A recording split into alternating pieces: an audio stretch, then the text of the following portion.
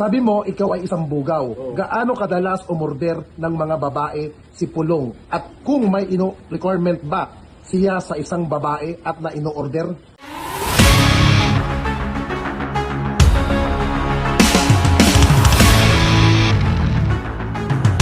Paminsan na naman na 4 times pa siya kumuha sa akin. Kapag tumawag lang yung business partner niya, dun ko lang siya makikita at makakausap, then mapabibigyan. Okay. Ibig sabihin no, si Pulong, sa kanya lang ba ang babaeng yun? Or meron pa siyang pinagbibigyan na iba o pang regalo? That time, sa kanya isa, then the rest sa bodyguard niya. Pero yung mga sa iba-iba, yung mga iba, I mean yung ibang scene namin, mga kaibigan lang niya, mga Chinese, gano'n. Ibig sabihin, boss, pag may mga Chinese, binibigyan niya ng babae na nanggagaling din sa inyo. Parang gano'n. Opo. Ulitin ko sa rin yung isang katanong. Ano ang mga requirement sa babae? Pag umorder? Wala naman, basta lang yung bago, then hindi nila kilala, then yung hindi magulo. Bago. O yung bago, then hindi magulo. Okay. Tanong ko, sir, bakit hindi sa Davao Police isinampa ang reklamo? Bakit sa DOJ?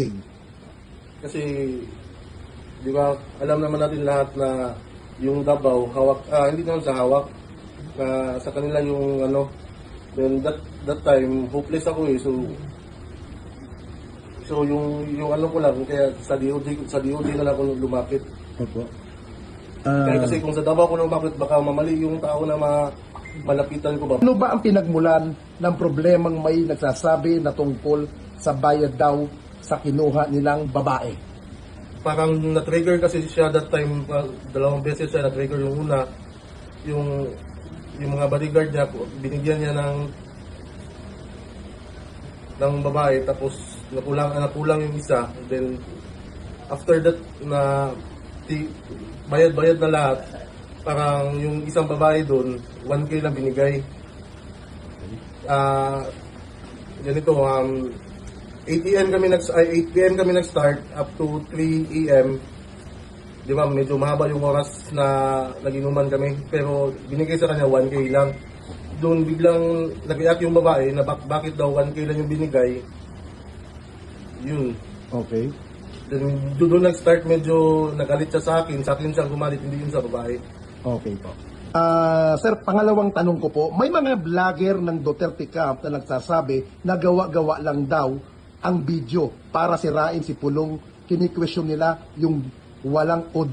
Paano nila masabi lang gawa-gawa na hindi man natin yung bar? Then sabay kami that time pumasok ng bar, galing sa bahay galing sa Woodridge to bar. Then yun, sabay kami that up to nalasing siya. Then binugbog niya ako sa baba. Okay. Almost 2 hours niya ako binugbog doon. Buti na lang may CCTV, then yun. Pero nakita niya yung CCTV, kaya medyo naputol yung CCTV. Opo. Nung time na binugbog po kayo na sinasabi nyo, pinatanggal niya ba yung CCTV? Nung nasa baba na kami, yung parang napansin niya na may CCTV, yun pina-off niya. Opo. Pero after that, 2 hours niya ako binugbog eh. Opo. Paano po kumalat? Sino pong naglabas po nun? Yun nga yung hindi ko na alam eh. Okay po.